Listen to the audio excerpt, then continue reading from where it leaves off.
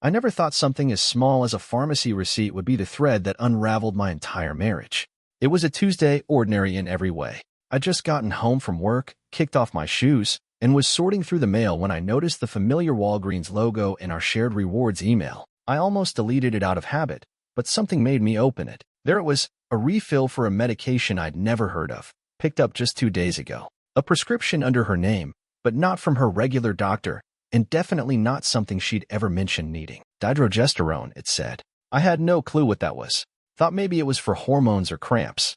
I even Googled it, thinking I'd find something boring, maybe age-related. Instead, the words that popped up stopped me cold. A hormonal treatment, often used to regulate cycles or manage post-coital recovery. Sometimes prescribed after unprotected intimacy to reset hormonal balance.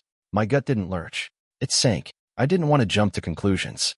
Maybe it was nothing. Maybe it really was something she forgot to mention. But she wasn't forgetful, not like that. Not about her health. I would have known. I didn't say anything that night. She came home late, said her massage appointment ran over. She kissed my cheek without looking at me, tossed her gym bag by the door, and headed straight to the shower. I sat at the kitchen table, staring at the countertop where her car keys had just landed. Everything looked normal, familiar, but I couldn't shake the feeling that something was off. That medication, it was the kind of thing a woman only needs if something's happened that she doesn't want anyone else to know about. The next morning, I checked the app we use for our pharmacy rewards. More details. Same prescription. Same unfamiliar clinic location. Across town, somewhere near the old golf course, about 30 minutes from her yoga studio. When I asked her later why she'd gone all the way out there for a prescription, she blinked twice, then gave me this overly casual smile. Oh, it was on the way to the spa. I stopped in real quick. Didn't want to deal with our usual Walgreens. It's always so slow. Her voice was breezy. Too breezy. Like she'd rehearsed it. I nodded. Said nothing. Let her think I believed her. That night, I couldn't sleep. I lay there, watching her breathe beside me. And I remembered something I hadn't thought about in weeks. We hadn't been close in a while. At first, I thought it was just stress. She'd been saying she was tired, distracted, too much going on. And I didn't push. I never do. I've always been the steady one, the understanding one. But now I saw it for what it was, distance. Built intentionally, carefully. She hadn't just been pulling away. She'd been building a wall. And maybe she thought I wouldn't notice. That I'd keep fixing dinner, washing the cars, mowing the lawn, showing up for her like I always did. But I noticed. By Thursday, I'd made up my mind. I bought a small GPS tracker on Amazon.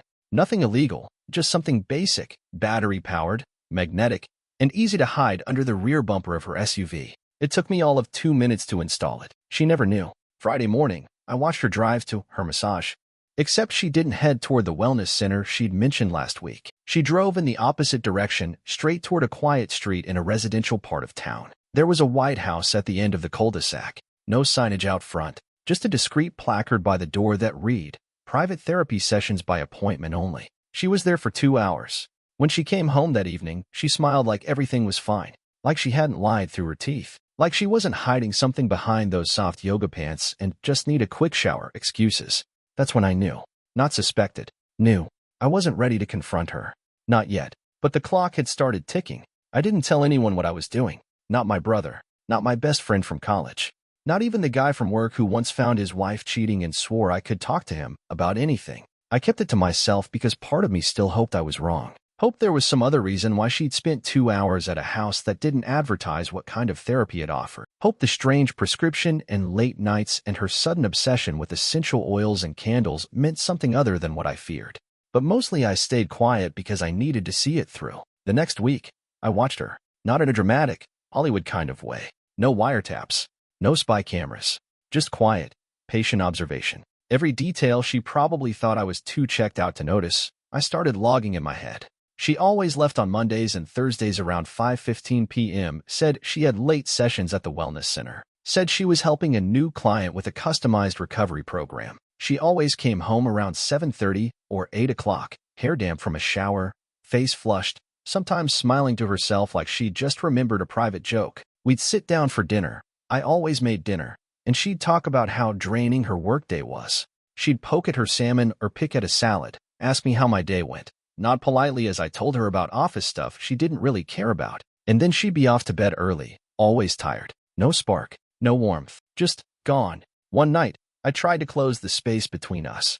She was brushing her hair in the bathroom. I stood behind her, watching her in the mirror. "You've been glowing lately," I said. "Whatever you're doing at that center, it's working." She smiled, but not at me, just at her reflection. "Thanks," she said.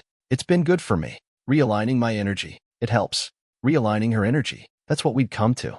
Later, as we lay in bed, backs turned, I stared at the ceiling and thought about how we used to be. How she used to reach for my hand when we watched movies on the couch. How she used to talk to me about everything. Her clients, her plans, her frustrations. How we used to be a team. Now I was a stranger with a ring. By the end of that week, I had her pattern mapped out. The GPS tracker pinged the same house again on Monday, then Thursday. Always the same time. Always the same duration. The next step wasn't hard to figure out. If I wanted real answers, I'd have to see what was happening with my own eyes. So the following Thursday, I left work early, told my team I had a dentist appointment, drove across town, parked 2 blocks away from the White House, and waited. It was a clean, quiet neighborhood. Mature trees, nice sidewalks, no kids playing outside, a few retirees walking their dogs. I sat in my car with a cup of gas station coffee, pretending to read something on my phone. At exactly 5:36 p.m., her SUV turned the corner. My heart didn't pound. My hands didn't shake. I was too still for that. Like something had shut off inside me and all that was left was ice. She pulled into the driveway, waited a few seconds, then the garage door opened. She drove in. Door shut behind her. No sign. No name. Just a white garage swallowing my wife. I waited 2 hours. At 7:41, the garage door opened again. She backed out slowly, then stopped in the driveway. And then I saw him. A man came out from the side gate. Fit. Early 40s, maybe. Khakis. Button-down shirt with the sleeves rolled up. Tan. Confident. He walked right up to the driver's side window and leaned in like he belonged there. They talked for a moment. She laughed. One of those soft, intimate laughs I hadn't heard in months. Then he leaned in and kissed her. Not just a peck. Not quick. Not awkward. A long, practiced kiss. My hand didn't reach for my phone. It was already there. I'd been recording the moment she pulled in. I zoomed in, captured everything. Her face. His hand on the window. The kiss. The way she looked when she pulled away, smiling like she'd just remembered something sweet. And then she was gone. Back onto the street. Back to me. Dinner that night was quiet. She told me her massage therapist had used a new technique that left her a little sore. I nodded. Must have been intense, I said. She didn't notice the way I said it. Of course she didn't. I didn't sleep that night. After watching her drive away from that house, the one without a sign, where she kissed a man I'd never seen, I sat in the kitchen for hours, just listening to the quiet hum of the refrigerator and the occasional creak of the old pipes. She came home like nothing had happened, kissed me on the cheek, said her muscles were sore from deep tissue work, asked if we still had any of that lavender bath soak she liked. I told her I'd left it by the tub. She smiled. Warm. Easy. Like we still shared something. I didn't smile back. She didn't notice. That told me everything. The next morning, I got up early and checked the GPS tracker logs. The app showed her car had parked at that same address 4 times in the past 2 weeks. Always Monday and Thursday. Always for 2, sometimes 3 hours. It was too consistent, too clean. I opened a fresh notebook and wrote down the times, the duration, the days. I mapped it out like a case file, not because I was obsessed, but because I couldn't let emotion lead me. Not anymore. Emotion had blinded me for too long. I needed clarity. I spent that Saturday watching her. Just watching. She went about her day like everything was fine. Farmer's market in the morning, then brunch with a friend. I knew the name she dropped, Jen from yoga, but I also knew Jen was out of town this weekend. I'd seen the vacation pictures on her public Facebook page. Sunsets and cocktails in Cabo. So where was Irina really going? I followed at a distance. She wasn't hard to track. She had no reason to think anyone would be watching. Why would she? I'd spent years being dependable, predictable, harmless. The steady background to her colorful life. She drove across town, parked near a boutique cafe I didn't recognize, and walked in. I waited, parked half a block away. 10 minutes later, he showed up. Same man from the driveway. He didn't look around, just walked in like he belonged, like they had a table they always used, like it was routine. They stayed for over an hour. When she came back, she brought me a smoothie. My favorite, actually. Strawberry with almond butter. She said she passed a little health cafe and thought of me. I took it, said thanks. It tasted like shame. I didn't confront her. I didn't accuse her. I didn't even flinch. Because I was past that. Now I wanted proof. That night, I looked him up. It wasn't hard. She had once left her yoga client list open on the counter. I remembered the name Roman because it stood out. She had circled it with a heart next to private recovery session. I'd thought it was a joke, a cute reminder. Turns out Roman, S. was a licensed physical therapist operating out of his home. Well-reviewed. No red flags. All very professional, at least on the surface. But something about his site rubbed me the wrong way. It was too polished, too vague. No pricing, no actual medical affiliations. Just photos of women in workout gear and testimonials that sounded more romantic than clinical. That night, I created a burner email and wrote to his office. I posed as a client looking for individualized treatment, said I'd been recommended by a friend. Within 2 hours, I got a reply. No intake questions, no consultation forms. Just, available Monday and Thursday afternoons. Discreet care provided. Sessions are 90 minutes, $200 cash. Address will be provided after confirmation. Discreet care. Now I had everything I needed to be sure, but I still wasn't ready to act, because something in me wanted her to keep lying. Not out of cruelty, but because I needed to see the lengths she'd go to protect the fantasy she was living. So I pretended to be tired, distracted, buried in work. I let her think I wasn't paying attention, and she leaned into it. The more lies she told, the freer she seemed to feel. She wore her hair differently, switched to perfume I hadn't smelled before, played music in the bathroom again. She thought she was coming back to life. She thought I was fading out of focus. She thought she was getting away with it. I let her think all of that, because part of me wasn't just watching anymore. Part of me was already planning what came next. And when the time came, I wouldn't need to yell. I wouldn't need to scream or curse or beg. I'd just show her the truth, and I'd watch it do what it always does. Destroy everything built on lies. Thursday came, and with it, a silence I hadn't felt in years. Not the kind that fills a house when someone's away. This was the silence of resolve, of knowing exactly what you're going to do, and when. I called in sick to work, packed a small lunch, my camera, and a fully charged phone. I didn't tell anyone where I was going. No one knew but me. She left the house at 5:17 p.m. as always.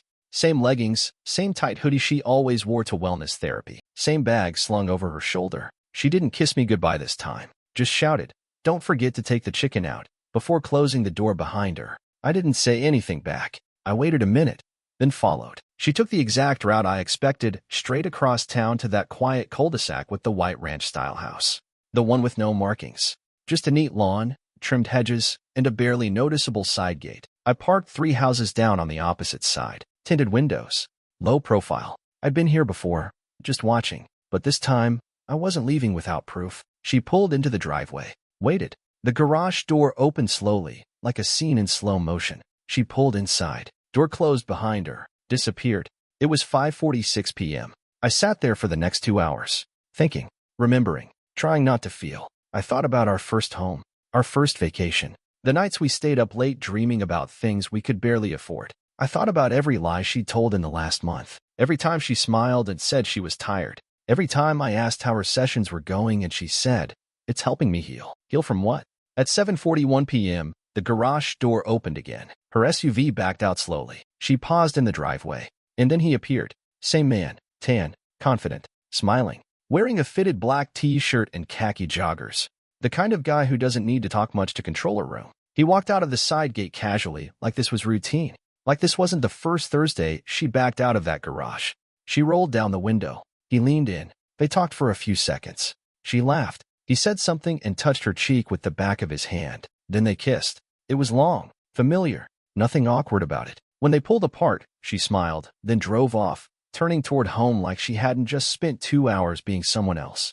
I hit record on the camera before she even left the driveway. I got it all. The kiss, his face, the license plate, the timing, everything. But the footage wasn't what hit me the hardest. It was her expression. She looked happy, not guilty, not conflicted, not the kind of happy you fake for survival. She looked relieved, like she'd escaped something, like I was the burden she'd finally learned to live without. And maybe I was. That was the hardest thought to swallow. Not that she cheated, but that she didn't miss me while doing it. I waited until she was out of sight before pulling away. I drove home slow, taking the long way. I needed time to cool the burn in my chest, time to rehearse my face. When I walked in the door, she was already in the kitchen. "You forgot the chicken," she said playfully, pulling it out of the freezer herself. "I know," I replied. "Sorry, got distracted." She looked over at me and smiled. "No big deal. You okay?" I nodded. "Just a lot on my mind." She shrugged and went back to chopping vegetables. No suspicion, no worry. She had no idea I'd been parked down the street. No clue I'd seen the whole thing. To her, I was still the dependable husband who forgot the chicken. And I was okay with that, because I wasn't ready to confront her yet. I wanted it to hurt when I did.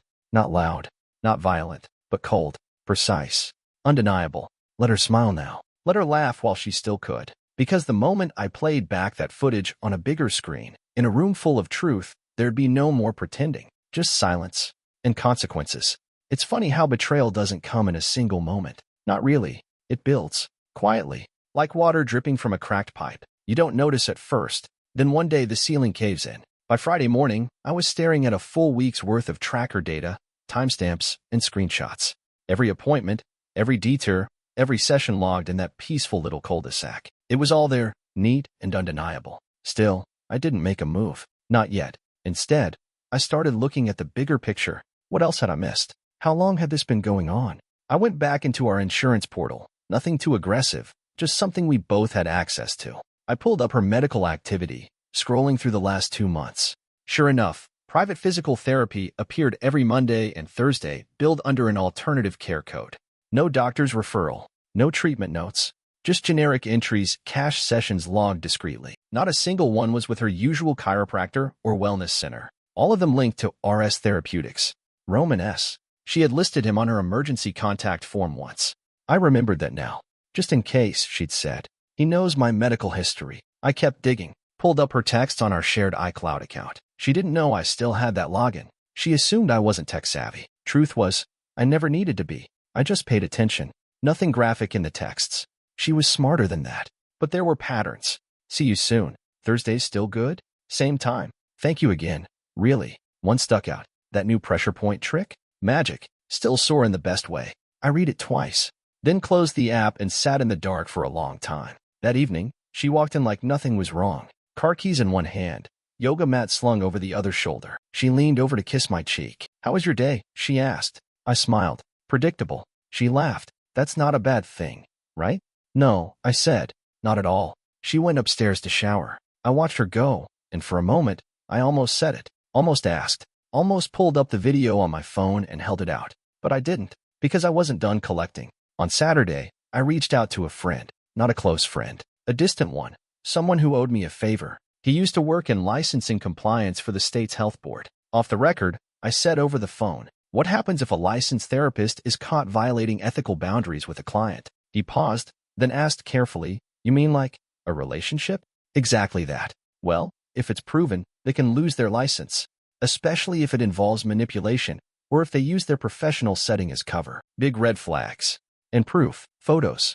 Messages. Testimonies. Anything that shows inappropriate conduct under the guise of care. I thanked him and hung up. That night, I printed out everything. GPS logs, screenshots, copies of her health insurance bills, a full timeline of dates and times. Then I loaded the video file onto a flash drive and sealed it in an envelope. I labeled the folder RS/patient I boundary violation. It looked like a case file, because that's what it had become. On Sunday, I followed them again. She said she was teaching an evening meditation class. I knew better. This time, they met at a cafe near a small lake. No clients, no yoga mat, no sports bottle, just her in a denim jacket and him in a fitted flannel shirt, laughing at something she whispered. I didn't record this one. I didn't need to. I already had enough. I just watched, not out of obsession, but because it was the last time I would ever see her like this. Carefree, careless, and utterly convinced that she was in control. Because when you think you're untouchable, you don't check over your shoulder. You don't prepare for silence. You don't expect a quiet man to fight back. That night, I sat on the porch alone. No camera, no notebook, just the still air and the hum of crickets. I sipped a beer and stared up at the stars and thought, it's time. Not for confrontation. Not yet. But for the next step. The one where I stop being her background and become the one thing she never prepared for. A husband who saw it all and didn't blink. I didn't sleep much that week, but I wasn't tired. Some things wake you up more than sleep ever could. By Monday morning, I had every piece of evidence labeled, backed up twice, and stored in 2 places, a USB drive locked in my desk, and a private cloud account only I had access to. I even created a spreadsheet, columns for dates, locations, timestamps, mileage from the GPS tracker, and matching calendar entries from her phone. Her lies were organized now, neat, tangible. That made them easier to burn. I spent the next 2 days putting together the official file. At work, I printed documents in short bursts, 10 pages at a time between meetings. I made color copies of the screenshots, highlighted the insurance billing codes, and stapled copies of her session confirmations from Roman's wellness account. Everything was marked. Client, Irina, last name redacted. Practitioner, Roman S. Dates, approximate, 6 weeks. Concerns, unethical boundary violations, misuse of licensed services, potential patient exploitation. On the surface, it read like any standard report to the state board. But to me, it was more than that. It was the bullet. I called the disciplinary review office on Thursday, used a calm tone, told them I had documentation of serious professional misconduct, and that I'd prefer to submit it formally. They gave me an address. I didn't tell them I was the husband. Not yet. No emotion. No vendetta. Just facts. That's what made it work. I sent the envelope by certified mail the next morning, tracked, signed for, untraceable back to me personally. When I got home, I tucked the receipt in my drawer, next to a note I'd written to myself. Keep calm. Let it work. Let the silence do the damage. That weekend, we had dinner with her friends. Casual backyard cookout. She wore a summer dress I hadn't seen in years.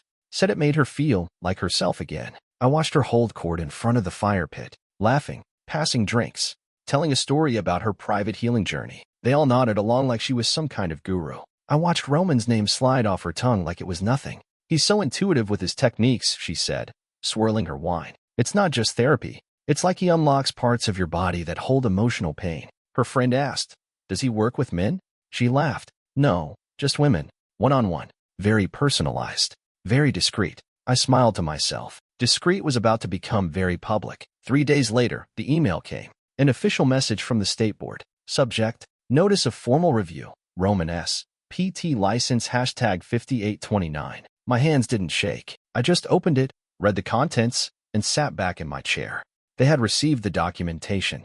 A preliminary investigation had been opened. Roman was under review. His license status had been changed to conditional. All private sessions were suspended, pending outcome. A copy of the letter was being sent to him directly. I closed the email, then went downstairs to make coffee. She was in the kitchen, on the phone, laughing, carefree. I leaned against the counter, sipping quietly. She hung up and looked over at me. Roman wants to move my appointment this week. Something about scheduling conflicts. I guess he's a little overwhelmed lately. I smiled. Yeah. Said he's dealing with some administrative stuff. Nothing major. She said it like she believed it. Like the fire hadn't started yet. I watched her stir almond milk into her coffee and asked, you trust him? She looked up. Of course. Why? I shook my head. Just curious. She smiled, kissed my cheek, and headed upstairs. She had no idea. And I wasn't going to tell her. Let the world tell her instead. Let the walls fall down on their own. That night, I took one last look through the photos. One in particular stood out, her getting into his car, laughing, her hand on his chest. I saved it to my desktop, set it as the background, not out of spite, but as a reminder that trusting someone too much doesn't make you weak. It makes you vulnerable. And being vulnerable in the hands of a liar, that's where the damage happens. But not this time. This time, the liar was going to bleed, not by my hands, but by the rules they broke themselves. Thursday night felt like any other. She was late, of course, said traffic was awful, blamed the construction near the wellness center. I didn't ask questions, just smiled and told her I'd kept dinner warm. Roasted vegetables, grilled salmon, her favorites. I even lit a candle, just one. Simple, clean. She looked surprised when she walked into the kitchen. What's the occasion? She asked, setting down her purse. No occasion, I said. Just felt like a real meal tonight. She smiled, slid into her seat, said she was starving. We talked about nothing for a while. The weather, her clients. She said one of her students was going through a breakup and had deep emotional blockages. I nodded. Let her run with it. Let her paint herself as the healer, the wise one, the loyal confidant. She asked how work was.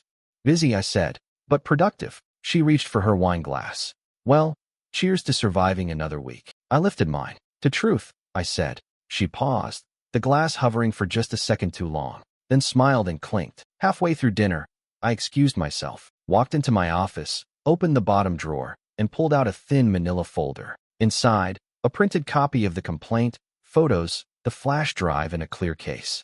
I held it in my hands for a moment, feeling its weight. Then I walked back to the kitchen and placed it on the table beside her plate. She looked at it, then at me. What's this?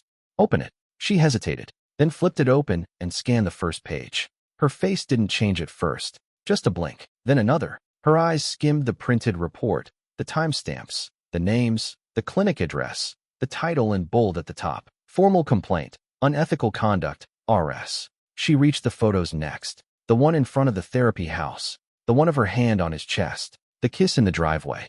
By the time she reached the last page, her wine was untouched. She didn't look up, just stared at the paper like if she stared long enough, it might rewrite itself. "Where did you get this?" she finally whispered. "I saw everything," I said quietly. "The tracker on your car. The sessions. The texts. The receipts." She opened her mouth, maybe to deny, maybe to explain. I held up a hand. "No stories. No excuses." Her lips trembled. "I didn't mean to hurt you." That made me laugh. Soft, bitter, humorless. "You didn't mean to get caught." Silence. I leaned back in my chair. Calm. Too calm. "I filed the complaint anonymously. The board has already opened an investigation. He's suspended until it's resolved." She swallowed. "Hard. Why would you do that?" she asked, voice suddenly sharp. "Because he used his position to cross a line. And you let him. In his office. In his home. Under the title of care." Her hands balled into fists. "This is my life. You had no right to interfere." I raised my voice just once. "You had no right to make me live a lie." That shut her up. The room went still. She stared at the folder like it might catch fire. Then, softly, "You've been planning this." "Yes." "For how long?" "Since you came home sore from a massage that lasted 2 hours and smiled like a woman in love." Her face twisted. Anger, regret, panic, all of it crashing into one expression. "You're trying to destroy me." "No," I said. "You did that part yourself." I just held up a mirror. She stood up quickly, knocking her chair back. "I need to think." "You've had weeks to think," I said. "You chose this." "I'm just choosing not to be part of it anymore." She grabbed her purse. "You don't get to decide how this ends." But I was already walking away, back to the kitchen, to the dishes, to whatever came next. As she slammed the door behind her, I didn't flinch. I'd already said goodbye. Now I was just waiting for the silence to catch up with her. She was gone by morning. No note, no call, just the soft slam of the front door sometime around 3 a.m., and the sight of her half-empty closet when I walked past our bedroom. I didn't chase her. I didn't need to. The wheels were already turning. That Friday, the official letter from the state licensing board was delivered. I watched through the kitchen window as the mail carrier dropped it into our box. I let it sit for hours before going out and retrieving it. Thick, formal, the kind of envelope that doesn't carry good news. Inside, a confirmation that the preliminary investigation had uncovered sufficient cause to escalate the complaint against Roman S. to a formal disciplinary hearing. Immediate suspension of private practice. Client notification pending. Full review within 30 days. I placed the letter on the entryway table. Thought, she'll see it when she comes back to get the rest of her things. I didn't hear from her that day, but by Saturday morning, I started to hear from others. First it was Jenna, one of her yoga students, asking me if I knew what was going on. Said she had a session booked with Roman that got canceled last minute. No explanation. Then it was Brian, my friend whose wife had attended one of Irina's wellness workshops last month. "You guys okay?" he asked gently. "There's some weird stuff going around. Someone said Roman's clinic got shut down." I told him we were fine. I wasn't ready to explain. By Sunday night, the story broke quietly in local circles. A thread on a health and wellness forum. "Has anyone else heard that RS Therapeutics is under investigation for inappropriate conduct?" I had appointments canceled. No one's answering emails. Another comment. "My friend said the guy had a relationship with a client and got caught." Gross. I didn't have to say a word. The silence was doing all the work. Monday morning, I got a text from Irina. The first since she walked out. "I know you think you did the right thing, but this went too far. No apology. No ownership. Just blame." I stared at the screen for a full minute, then locked my phone and slid it into the drawer. That same day, her name was quietly removed from the retreat website she'd helped build. I checked it after someone sent me a screenshot. Her headshot and mind-body energy specialist title, gone. No farewell post. No announcement. Just gone. That night, I heard from her sister. "She's staying with a friend right now," she said carefully. "She's kind of in a bad place." I said nothing. "I'm not defending her," she added quickly. I thought you'd want to know." I didn't. Later that week, someone forwarded me a local news link. Just a paragraph buried in a community column. State Health Board opens investigation into local therapist Roman S., citing violations of ethical standards involving client boundaries. Practice suspended pending formal review. Just a blip, but it was enough. He went dark on social media. Deleted his business page. Yelp reviews started disappearing. That Thursday, the day she would have normally gone to therapy, the house was quiet. The air felt still, almost unfamiliar, like something toxic had finally drained out of the walls. I sat in the living room and watched the evening roll in through the blinds. No phone calls, no doors slamming, no lies echoing from the bathroom, just peace. I don't know what Roman said to her. Don't know if he blamed me. Told her I overreacted. Said I ruined everything. Doesn't matter. He crossed a line he wasn't supposed to. She knew it, and she helped him hide it. Now both of them were feeling what that kind of arrogance brings. Not a crash, not an explosion, but a quiet, precise collapse. A loss of reputation, of trust, of control. And none of it came from screaming. Just facts, cold and sharp. That weekend, she came back to collect a few things. She didn't knock. Just let herself in with the key she forgot I hadn't revoked yet. I didn't say anything, just sat at the kitchen table as she moved quietly through the house, packing a duffel bag with the calm of someone used to sneaking around. Before she left, she stood in the doorway for a moment. I never meant for it to go this far. I looked up at her. It did. She opened her mouth, then thought better of it. The bag slid off her shoulder slightly. She adjusted it and stepped out the door.